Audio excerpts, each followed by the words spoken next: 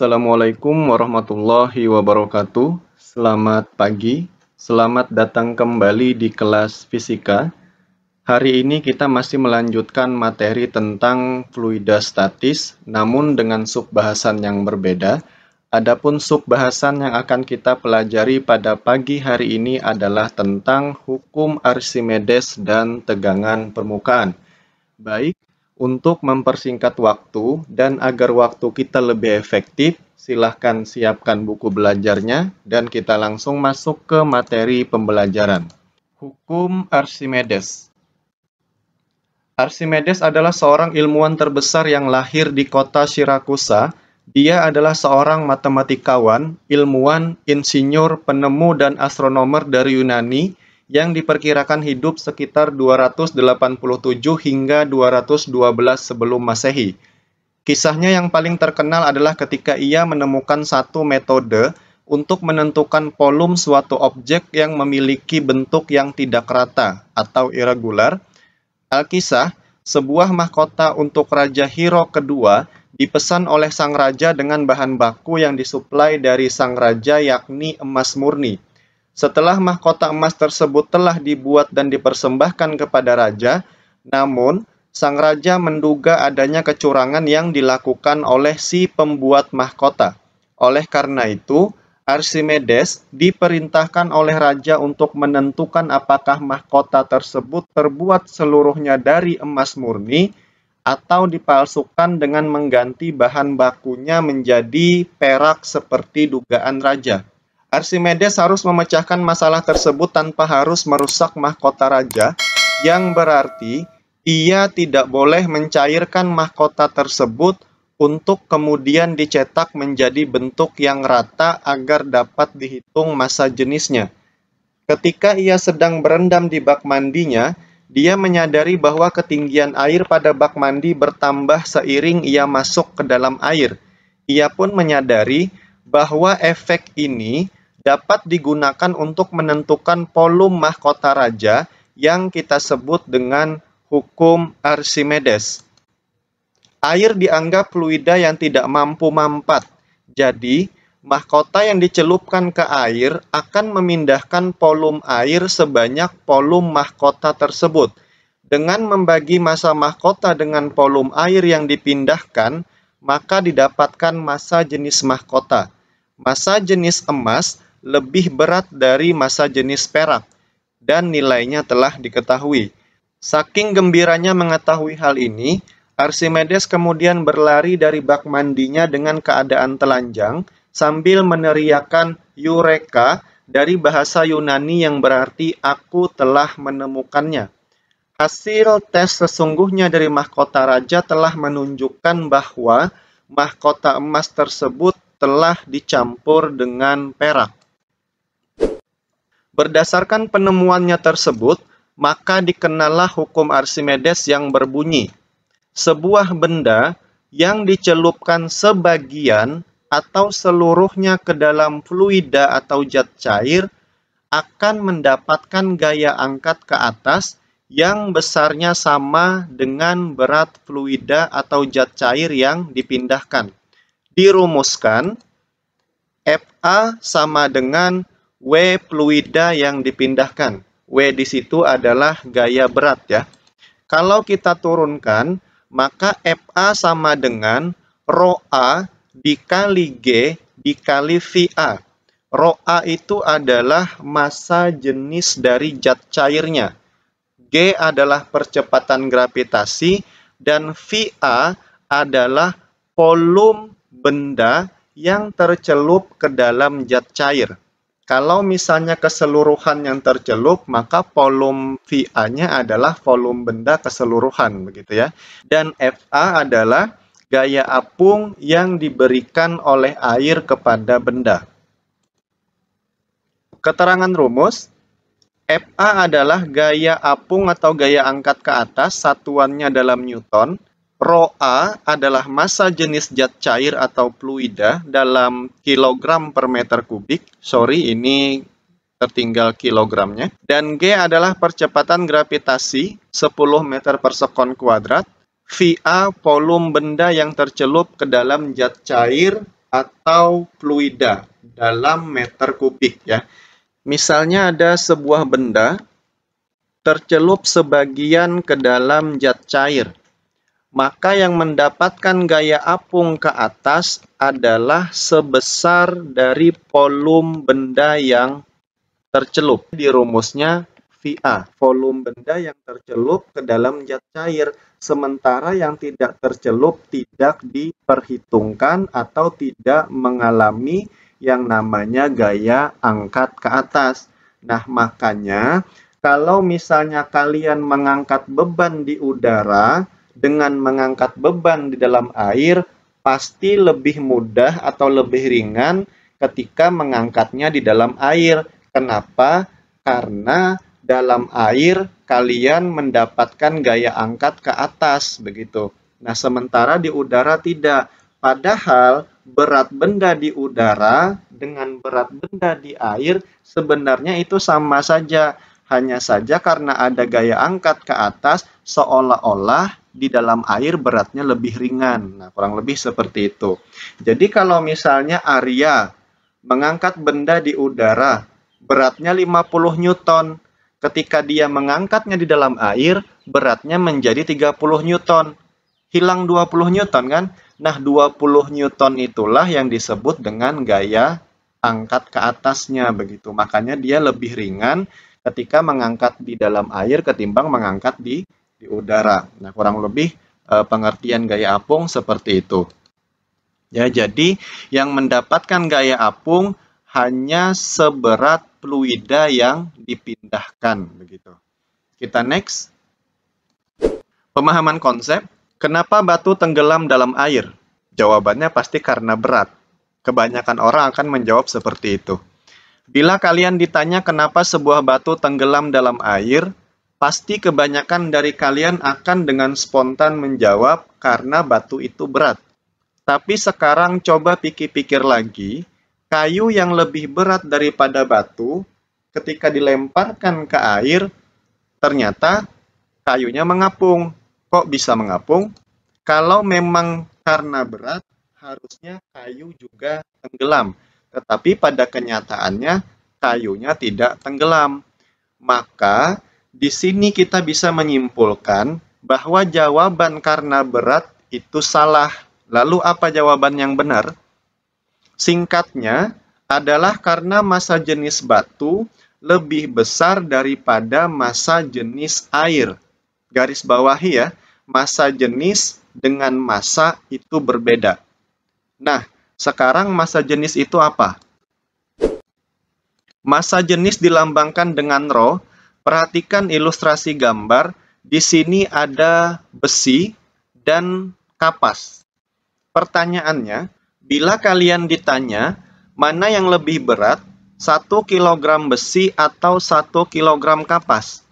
Pasti akan ada yang menjawab lebih berat besi. Padahal di sana sudah jelas ditanya 1 kg besi dan 1 kg kapas. Artinya beratnya pasti sama, sebesar 1 kg untuk massanya. Hanya saja yang membedakan adalah 1 kg besi volumenya lebih kecil, sementara 1 kg kapas volumenya sangat besar. Kenapa demikian? Karena massa jenis besi lebih besar daripada massa jenis kapas. Ingat rumus massa jenis, rho sama dengan massa benda dibagi volume benda. Kalau massanya sama antara besi dan kapas, tetapi volume besi lebih kecil daripada kapas, maka massa jenis besi pasti lebih besar dibandingkan massa jenis kapas, karena kapas volumenya besar. Sehingga bisa disimpulkan bahwasanya massa jenis itu adalah kerapatan massa atau density. Massa pada besi itu sangat rapat, sementara massa pada kapas itu sangat renggang. Itulah kenapa massa jenis besi lebih besar daripada massa jenis kapas. Kalau kalian perhatikan susunan partikelnya jelas lebih rapat besi dibandingkan kapas. Kapas itu renggang, ada rongga-rongga udaranya, sementara besi tidak ada. Ya, kita next. Pembuktian. Perhatikan gambar. Kenapa batu tenggelam dalam air? Jika sebuah batu dengan volume total Vb memiliki berat W yang dapat dihitung dengan rumus W sama dengan M dikali G, ini rumus yang sudah kalian tahu. Kalau kita turunkan dengan menggunakan rumus massa jenis, kita ganti M-nya, maka didapat rumus W sama dengan Rho B dikali G dikali Vb. Dengan Rho B adalah massa jenis benda, satuan dalam kilogram per meter kubik. Jika batu dicelupkan seluruhnya ke dalam zat cair, artinya volume yang tercelup itu sama dengan volume total benda, Va sama dengan Vb, dan batu tenggelam, maka berlaku. Nah, ingat ya, perhatikan gambar ini. Kalau dia tenggelam, artinya kan pasti lebih berat W dibandingkan Fa-nya. Tetapi kalau misalnya dia melayang, tidak turun ke bawah, tidak naik ke atas, artinya Fa-nya sama dengan W. Kalau misalnya naik ke atas mengapung, artinya Fa-nya lebih besar daripada W. Nah, di sini kita berbicara batunya tenggelam. Kalau batunya tenggelam, maka yang lebih besar adalah W dan Fa-nya lebih kecil. Ya, sehingga berlaku W lebih besar daripada gaya apungnya. Kita masukkan rumus W sebesar Rho B dikali G dikali Vb, dan rumus gaya apung tadi Rho A dikali G dikali Va. Kemudian kita coret G-nya, kemudian kita coret juga volumenya. Kenapa? Karena volume yang tercelup sama dengan volume keseluruhan bendanya, maka volume bisa dicoret. Maka ketemulah suatu kesimpulan bahwasanya benda tenggelam itu kalau massa jenis bendanya lebih besar daripada massa jenis zat cair, ya. Jadi batu atau benda tenggelam di dalam air itu karena massa jenis batu atau benda lebih besar dari massa jenis air. Berdasarkan pembuktian ini, maka hukum Archimedes dapat menjelaskan peristiwa. Yang pertama adalah tentu saja peristiwa tenggelam, kemudian peristiwa melayang, dan peristiwa terapung atau mengapung. Tenggelam apabila massa jenis benda lebih besar daripada massa jenis zat cairnya. Kalau melayang, massa jenis benda sama dengan massa jenis zat cair. Kalau mengapung, massa jenis bendanya lebih kecil daripada massa jenis zat cairnya. Nah, ini adalah konsep benda tenggelam, melayang, mengapung. Sehingga kalau kalian nanti ditanya kenapa batu dilemparkan ke air, batunya tenggelam, maka kalian jangan lagi menjawab karena batu itu berat. Tetapi jawablah karena massa jenis batu lebih besar daripada massa jenis air. Misalnya kenapa kayu mengapung di air? Maka jawabannya adalah karena massa jenis kayu lebih kecil daripada massa jenis air. Nah, kurang lebih seperti itu konsep penerapan hukum Archimedes dalam kehidupan sehari-hari. Jadi dipahami ya. Aplikasi hukum Archimedes. Yang pertama adalah kapal laut. Badan kapal laut berongga. Adanya rongga menyebabkan kapal laut dapat memindahkan air laut dengan volume yang lebih besar. Karena gaya ke atas sebanding dengan volume air yang dipindahkan, rongga tersebut menyebabkan gaya ke atas menjadi sangat besar. Gaya inilah yang dapat menahan berat kapal sehingga dapat terapung. Jadi konsep kapal laut itu juga menggunakan konsep dari hukum Archimedes. Kemudian yang kedua, kapal selam. Badan kapal selam dilengkapi dengan tangki pemberat yang terletak di atas lambung dalam dan lambung luar kapal.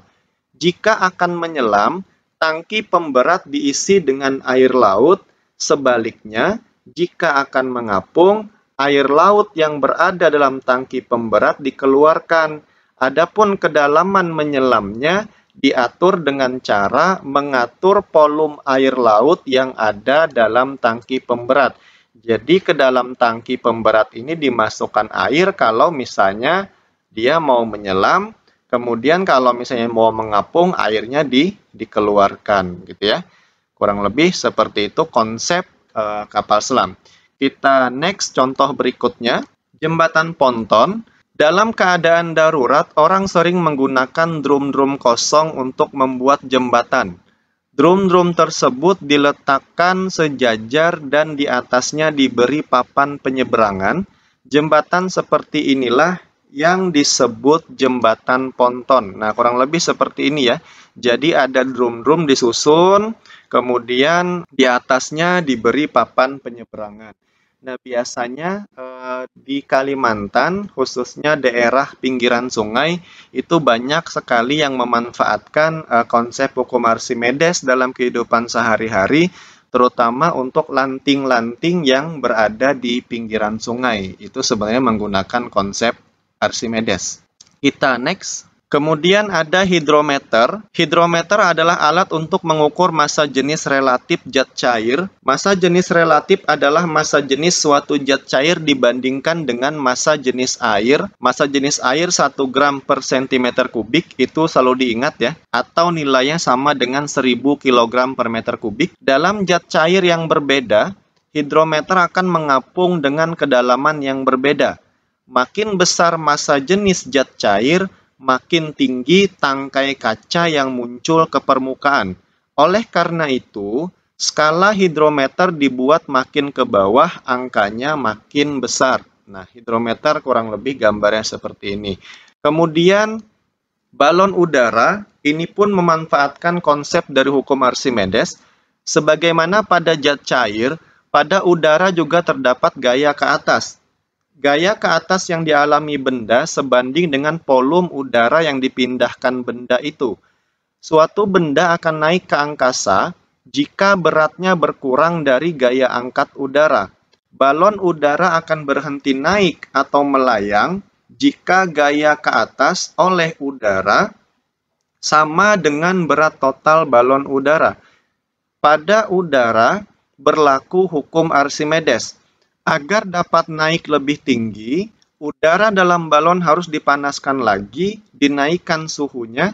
Sebaliknya, untuk menurunkan balon, udara panas dalam balon harus didinginkan sedikit demi sedikit sampai akhirnya berat balon lebih besar daripada gaya angkat udara. Ya, jadi di sini ada gaya angkat ke atas oleh udara. Kemudian yang ke bawah ada gaya berat dari balonnya. Ya, konsepnya sama, FA sama dengan W. Ya, ini kalau dia sudah melayang di udara. Tetapi kalau misalnya prosesnya masih naik, berarti FA-nya lebih besar daripada W. Sementara untuk menurunkannya, maka berarti W-nya yang lebih besar daripada FA-nya ya. Nah, konsepnya sama seperti di dalam air. Kita next. Persamaan Archimedes, besarnya gaya apung yang diterima benda sama dengan berat fluida yang dipindahkan. Ingat seperti penjelasan saya, yang mengalami gaya apung hanya yang tercelup. Ya, kalau tercelup keseluruhan, maka yang mengalami gaya apung adalah seluruh yang tercelup tersebut. Untuk kasus benda yang tercelup ke dalam zat cair, berlaku FA sama dengan W. Kita turunkan rumusnya, FA punya rumusan sendiri, Rho A dikali G dikali VA, sementara yang W untuk berat benda juga punya rumusan sendiri, Rho B dikali G dikali VB. Nah, untuk yang sebelah kanan, ini rumusnya tidak akan berubah ya, jadi stabil seperti itu. Sementara untuk yang di sebelah kiri, ini rumusnya berubah, tergantung berapa volume benda yang tercelup ke dalam zat cair. Keterangan rumus, Rho A, massa jenis zat cair atau fluida, Rho B, massa jenis benda, G adalah percepatan gravitasi, VA, volume yang tercelup ke dalam zat cair, dan VB adalah volume benda keseluruhan. Nah, ini rumus yang pertama. Kemudian kalian harus ingat juga, seperti penjelasan saya di awal, bahwa gaya apung itu mempunyai rumus sendiri juga, adalah sebesar berat benda ketika di udara dikurang dengan berat benda ketika berada di dalam air. Sekarang kita masuk pada materi tegangan permukaan. Pernah melihat seperti ini dalam kehidupan sehari-hari? Pasti pernah ya. Misalnya pada daun keladi dan lain sebagainya. Pernahkah kamu mengamati titik-titik embun yang ada pada permukaan daun atau rumput? Mengapa titik-titik itu berbentuk bola? Atau pernahkah kamu melihat pisau silet suatu waktu bisa mengapung di atas air atau serangga yang berdiri di atas permukaan air? Mengapa terjadi demikian? Secara fisika, fenomena ini bisa terjadi karena adanya tegangan permukaan. Tegangan permukaan adalah kemampuan suatu permukaan zat cair untuk menegang. Nah, ini serangga yang berada atau berdiri di atas permukaan air. Penyebab terjadinya tegangan permukaan karena adanya kohesi di bawah zat cair yang lebih besar daripada kohesi di permukaan zat cair. Jadi, permukaan air akan cenderung mengerut dan membentuk luas permukaan sekecil mungkin. Hal ini bisa membuktikan kalau titik-titik embun yang menempel di atas rumput berbentuk seperti bola karena luas terkecil yaitu bangun yang berbentuk bola. Besarnya tegangan permukaan dipengaruhi oleh suhu, jadi kalau semakin tinggi suhu zat cair, semakin kecil tegangan permukaannya. Dan jika semakin kecil tegangan permukaannya, maka semakin besar atau semakin baik kemampuan air itu untuk membasahi benda. Faktor yang mempengaruhi tegangan permukaan. Yang pertama adalah suhu.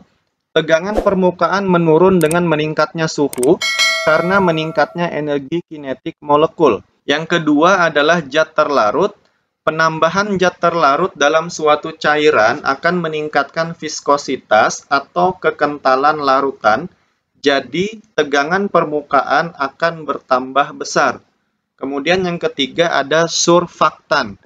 Surfaktan merupakan zat yang bisa mengaktifkan permukaan, contohnya seperti sabun. Penerapan tegangan permukaan. Di bawah ini ada beberapa penerapan tegangan permukaan yang ada dalam kehidupan sehari-hari, yaitu yang pertama, sabun cuci sengaja dibuat untuk mengurangi tegangan permukaan air.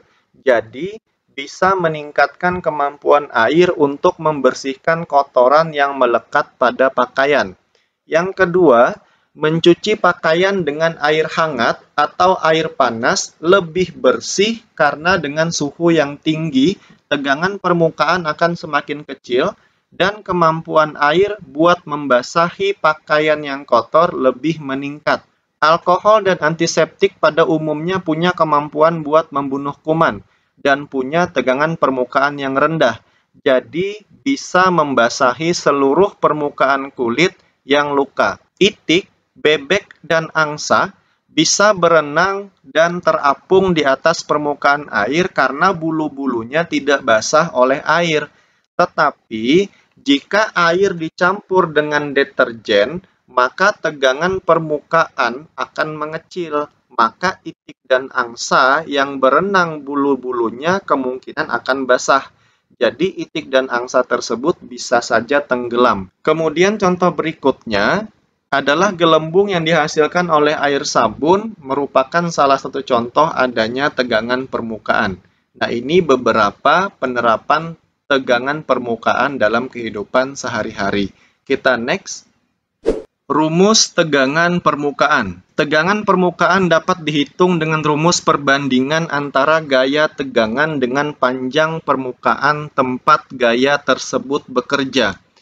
Dirumuskan gamma sama dengan F dibagi L. Dengan keterangan rumus, gamma adalah tegangan permukaan, satuan dalam Newton per meter, F adalah gaya permukaan, dan L adalah panjang permukaan bendanya dalam meter. Jadi menggunakan rumus gamma sama dengan F dibagi L. Simple saja rumusnya. Kita next. Sekarang masuk pada gejala dari tegangan permukaan dalam kehidupan sehari-hari.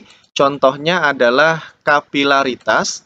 Apa sih yang dimaksud dengan kapilaritas? Kapilaritas adalah peristiwa meresapnya zat cair di dalam pipa kapiler. Meresap artinya gerakan naik atau turun zat cair. Kapilaritas ini dipengaruhi oleh adanya tegangan permukaan, gaya adesi, dan gaya kohesi antara zat cair dan dinding kapiler. Jika gaya adesi lebih besar daripada kohesi, maka zat cair akan naik dalam pipa kapiler. Gambar yang pertama, contohnya adalah air. Jika gaya kohesi lebih besar daripada gaya adesi, maka zat cair akan turun. Ya, gambar kedua, raksa. Untuk yang air terjadi meniskus cekung, sementara untuk yang raksa terjadi meniskus cembung. Nah, kalian harus pelajari literasi ya. Baca-baca saja tentang apa sih yang dimaksud dengan adesi dan kohesi. Saya beri gambaran bahwa adesi itu adalah gaya tarik-menarik antar molekul yang tidak sejenis. Sementara untuk kohesi adalah gaya tarik-menarik antara molekul yang sejenis. Misalnya partikel air dengan partikel air. Sementara yang tidak sejenis, misalnya tarik-menarik antara molekul air dan molekul dari dinding pipa kapilernya. Nah, kurang lebih seperti itu. Nah, contoh dari kapilaritas dalam kehidupan sehari-hari ini banyak sekali. Kalau kalian tahu lampu tembok yang menggunakan sumbu, itu menggunakan konsep dari kapilaritas, di mana minyak naik pada sumbu lampunya. Atau misalnya ada kompor dulu yang masih pakai sumbu, itu juga konsep kapilaritas. Misalnya kalian menumpahkan air ke lantai, kemudian kalian pel dengan kain lap. Ya, nah itu juga peristiwa meresapnya air ke kain lap itu disebut dengan kapilaritas juga. Ya, kurang lebih seperti itu. Contoh konsep kapilaritas dalam kehidupan sehari-hari. Nah, sekarang bagaimana sih cara menghitung kenaikan atau penurunan dari zat cair di dalam pipa kapiler tersebut? Nah, itu bisa dihitung dengan rumus H sama dengan 2 dikali tegangan permukaan dikali cos theta dibagi massa jenis zat cair dikali gravitasi dikali dengan R. R itu adalah jari-jari pipa kapilernya. Dan theta adalah sudut kontak ya. Dilihat di gambar ada sudut kontak. Nah, ini dilihat keterangan rumusnya. H adalah kenaikan atau penurunan zat cair dalam pipa kapiler dalam meter. Kemudian gamma sama dengan tegangan permukaan Newton per meter. Theta adalah sudut kontak. Rho adalah massa jenis zat cair. G percepatan gravitasi. Dan R adalah jari-jari pipa kapiler. Jadi kalau misalnya di soal nanti diketahui diameter dari pipa kapilernya, maka kalian harus membagi 2 diameter tersebut untuk mendapatkan nilai dari jari-jari pipa kapilernya. Ya, misalnya diameternya 4 cm, berarti kan jari-jarinya 2 cm. Nah, kurang lebih seperti itu.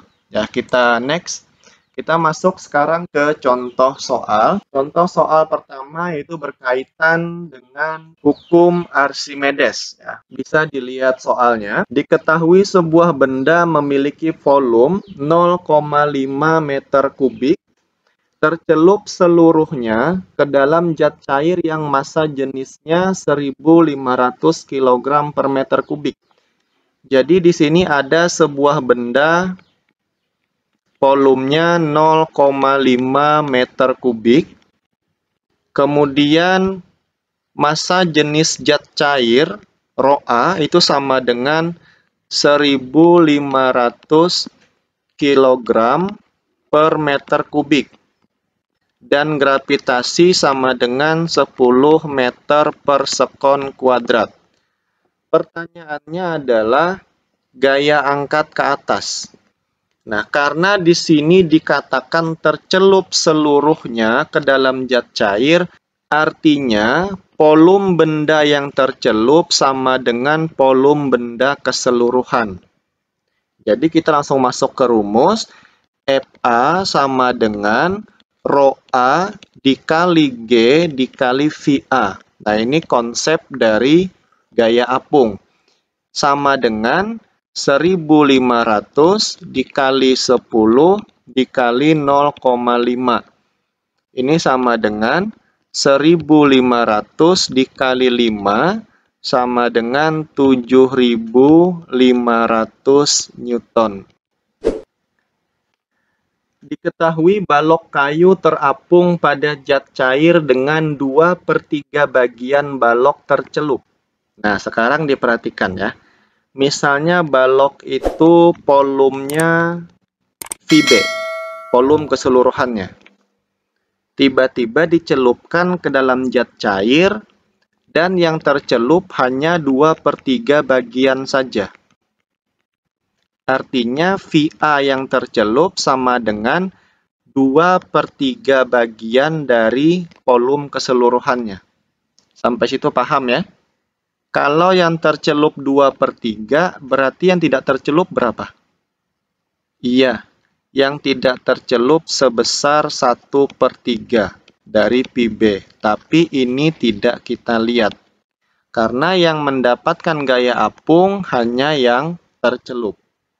Diingat ya. Kemudian dibaca di soal, jika massa jenis kayu, berarti massa jenis bendanya yang diketahui, sama dengan 0,6 gram per centimeter kubik, maka massa jenis zat cairnya berapa? Oke, ingat rumus yang saya kasih tahu tadi, bahwa FA sama dengan W. FA ini miliknya air dan ini miliknya benda. Maka ini rho air kali G kali volume yang tercelup dalam air sama dengan rho B kali G kali VB. Yang sebelah kanan tidak berubah. Ya, selalu seperti itu. Ya, sekarang rho A dikali G-nya kita coret saja karena nilai G itu sama. Nah, VA-nya kita ganti dengan yang tercelup sebesar 2/3 dari PB-nya. Sama dengan rho B dikali VB. Nah, sekarang dilihat VB dengan VB bisa dicoret lagi. Sehingga ketemulah rho A dikali 2/3 sama dengan rho B. Sekarang kita kali silang, kita pindahkan yang 2/3 itu, ya, maka ini rho A sama dengan 3 yang di bawah kalikan ke atas, 3 rho B, per 2 yang di atas pindahkan ke bawah. Ya, sekarang kita masukkan nilai rho B-nya, 3/2 kali 0,6 sama dengan, ini 0,6 bagi 2, 0,3. Hasilnya adalah 0,9 gram per centimeter kubik. Kalau mau dirubah ke kilogram per meter kubik boleh, tinggal kali dengan 1000, maka hasilnya rho A sama dengan 0,9 kali 1000, 900 kilogram per meter kubik. Ini pun boleh. Sebuah benda dicelupkan ke dalam minyak dengan massa jenis 0,8 gram per centimeter kubik. Artinya di sini zat cairnya adalah minyak dengan massa jenisnya 0,8 gram per centimeter kubik. Ternyata 25% dari volume benda tersebut terapung di permukaan minyak. Berarti kurang lebih gambarnya seperti ini. Jadi ada benda tercelup ke dalam minyak, yang mengapung sebesar 25% dari volume benda totalnya. Artinya yang tenggelam berapa? Yang tenggelam berapa? Ayo.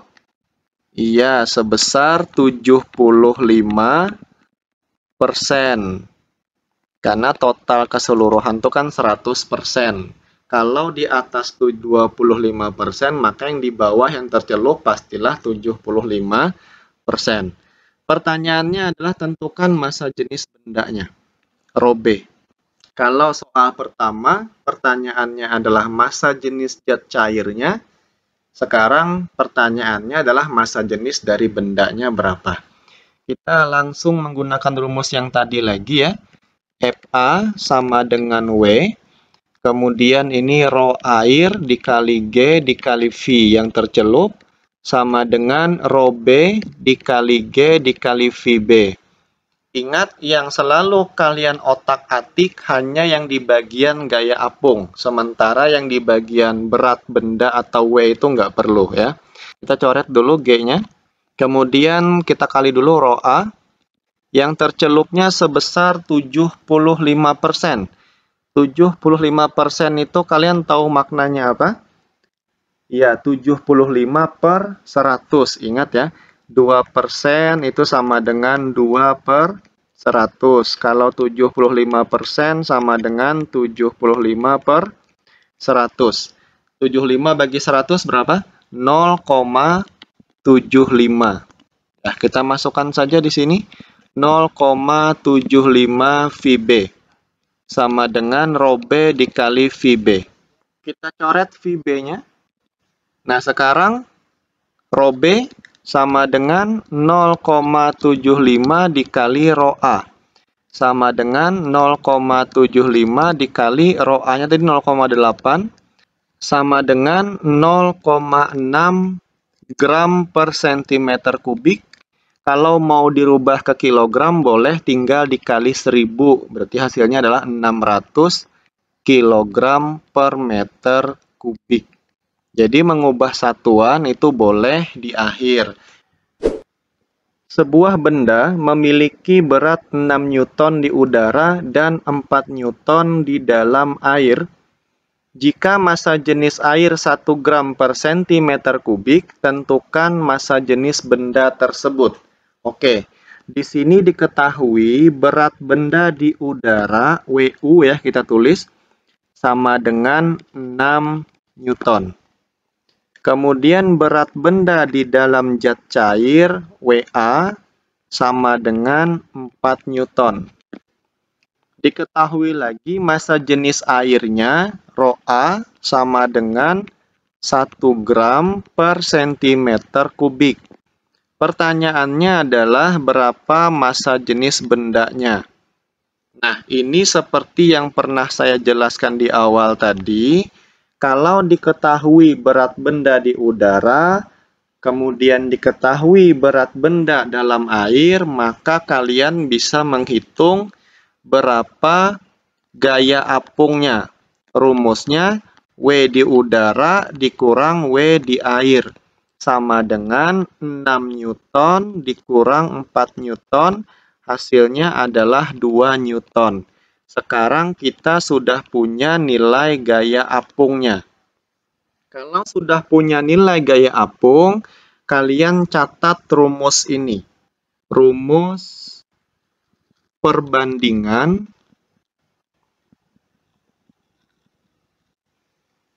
gaya apung dan berat benda di udara. Nah, ini dicatat rumusnya. Ini kita menggunakan perbandingan, yaitu gaya apung dibanding berat di udara sama dengan massa jenis zat cairnya dibanding massa jenis bendanya. Nah, maka kita menggunakan rumus ini.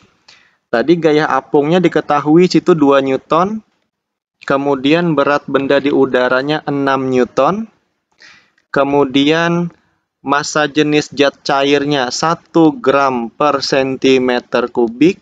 Pertanyaannya adalah massa jenis benda, maka menjawabnya tinggal dikali silang. Sehingga 2 dikali rho B sama dengan 6 dikali 1. 2 dikali rho B sama dengan 6. Rho B sama dengan 6 bagi 2. Hasilnya 3 gram per sentimeter kubik. Kalau mau dirubah ke kilogram boleh, maka hasilnya adalah kali 1000. 3000 kilogram per meter kubik. Jadi rumus ini diingat. Kalau misalnya ada berat di udara, berat di air, maka kalian nanti menggunakan rumus perbandingan ini ya.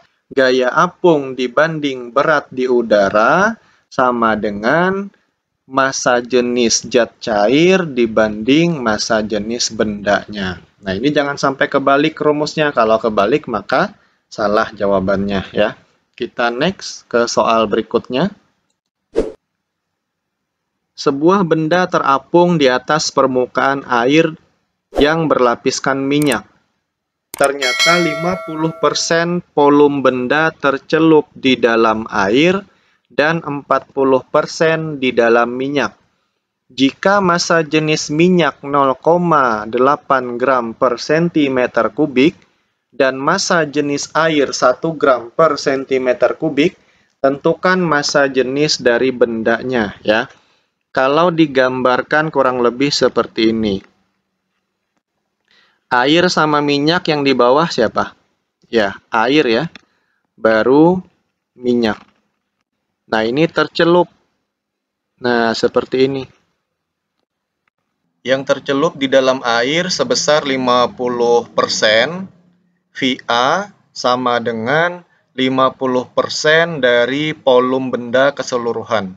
Kemudian yang di dalam minyak 40%, berarti V minyaknya sama dengan 40% daripada volume benda total keseluruhannya ya. Kemudian diketahui lagi massa jenis minyak sama dengan 0,8 gram per centimeter kubik. Massa jenis air sama dengan 1 gram per centimeter kubik. Yang ditanya massa jenis benda. Menjawab soal seperti ini tidak menjadi masalah karena konsepnya tetap sama. Kalau ada 2 zat cair, maka dia mengalami gaya apung 2. Yang pertama oleh air, yang kedua oleh minyak. Ya, sementara berat tetap arahnya ke bawah. Sehingga gaya apung sama dengan W. Gaya apungnya ada 2. Yang pertama oleh air, yang kedua oleh minyak. Ditambahkan sama dengan W. Nah, rumusnya tetap rho GP, rho GV. Ya. Maka untuk air adalah rho air kali G kali V yang air. Kemudian kalau minyak, rho minyak kali G kali V minyak. Sama dengan kalau benda tadi tetap ya, rho B kali G kali VB. Nah, kita G-nya kita coret saja. Maka yang tersisa adalah rho air. Kemudian yang di air volumenya 50%. Ini sama dengan 0,5. Kalau yang di minyak 40% sama dengan 0,4 ya. Maka kita kalikan yang airnya 0,5 dari volume bendanya. Ditambah massa jenis minyak dikali dengan 0,4 dari volume benda sama dengan rho B dikali VB. Nah, itu kita coret VB-nya. Nah, ini dipahami ya cara saya menghitungnya. Sehingga hasilnya adalah rho air dikali 0,5 ditambah rho minyak dikali 0,4 sama dengan rho B-nya. Tinggal kita masukkan angkanya ya. Nah, ini rho air tadi 1 kali 0,5 ditambah rho minyaknya 0,8 dikali 0,4 sama dengan rho B. Ya. Kalau saya pindahkan ke atas, maka 1 dikali 0,5 adalah 0,5 ditambah 0,8 kali 0,4 adalah 0,32. Sehingga hasilnya 0,82 gram per sentimeter kubik. Nah, kurang lebih seperti ini ya. Diperhatikan berapa besar volume yang tercelup di masing-masing cairannya. Nah, di sini dibaca yang di minyak 40%, kemudian di air adalah 50% ya. Tinggal dikalikan dengan massa jenis zat cairnya masing-masing. Nah, kurang lebih seperti itu ya untuk menghitung massa jenis benda yang tercelup pada dua jenis cairan yang berbeda. Kita next ke contoh soal berikutnya. Sekarang adalah tegangan permukaan. Kita langsung lihat di sini ada L, kemudian ada gaya. Pertanyaannya tegangan permukaan gamma ya. Maka rumusnya gamma sama dengan F dibagi L. Nah, kebetulan di situ L masih dalam senti. Ini harus kita rubah dulu ke meter. Maka 10 kali 10 minus 2 meter ya. Atau setara dengan 10 pangkat minus 1 meter. Atau 0,1. Karena 10 cm dirubah ke meter bagi 100 sama dengan 0,1. Nah, ini kita masukkan saja langsung. F-nya di situ 4 kali 10 pangkat minus 3 dibagi dengan 10 minus 1. Sama dengan 4 kali 10 pangkat minus 3. Minus 1 di bawah pindah ke atas jadi positif 1. Sama dengan 4 kali 10 pangkat minus 2 Newton per meter. Simple untuk menghitung tegangan permukaan. Saya rasa tidak menjadi masalah. Yang penting bisa mengubah satuan dari senti ke meter. Kita next untuk soal berikutnya. Di sini adalah kapilaritas ya. Diketahui diameter sama dengan 0,2 cm. Maka kita tahu jari-jari sama dengan 0,1 cm. Kita rubah ke meter. 0,1 kali 10 pangkat minus 2 meter. Nah, kalau misalnya mau kita geser komanya, 1 kali 10 pangkat minus 3 meter. Kemudian sudut kontaknya 60 derajat. Tegangan permukaannya 0,5 Newton per meter. Massa jenisnya 1000 kg per meter kubik. Yang ditanya adalah kenaikan ya. Nah, kita langsung gunakan rumus. H sama dengan 2 dikali tegangan permukaan cos theta dibagi rho kali G dikali R ya. Sama dengan 2 dikali 0,5 dikali cos 60 derajat dibagi 1000 dikali 10 dikali 10 pangkat minus 3. Ya, karena 1 kali 10 pangkat minus 3 itu sama dengan 10 pangkat minus 3 ya. Nah, 2 dikali 0,5 berapa? Ya, 1 ya. Cos 60 adalah setengah dibagi. Nah, sekarang dilihat. Ini 1000, pangkatnya kan positif 3. Ya, kemudian ada negatif 3. Ini bisa kita coret. Maka hasilnya adalah sama dengan, setengah itu kan 0,5 ya. Bagi 10 sama dengan 0,05 meter. Ya. Nah, ini harus dipahami bagaimana cara menghitungnya. Kurang lebih seperti ini untuk contoh soal kapilaritas. Kita next ke slide berikutnya. Nah, sekarang kita masuk pada tugas ya. Saya ada punya 5 tugas untuk kalian terkait dengan hukum Archimedes, kemudian tegangan permukaan, dan kapilaritas ya. Silahkan dikerjakan. Ini soal-soalnya hampir mirip dengan contoh yang saya berikan, hanya saya ganti angkanya saja. Jadi dipahami baik-baik cara menghitungnya, kemudian diperhatikan satuannya. Nah, materi ini adalah materi penutup untuk materi fluida statis, artinya pertemuan selanjutnya kita akan ulangan materi fluida statis. Silahkan belajar, ya mudah-mudahan kalian mengerti dari video pembelajaran yang saya buatkan untuk kalian. Sekian, saya akhiri, tetap jaga kesehatan. Assalamualaikum warahmatullahi wabarakatuh, selamat pagi, sampai jumpa di pembelajaran berikutnya.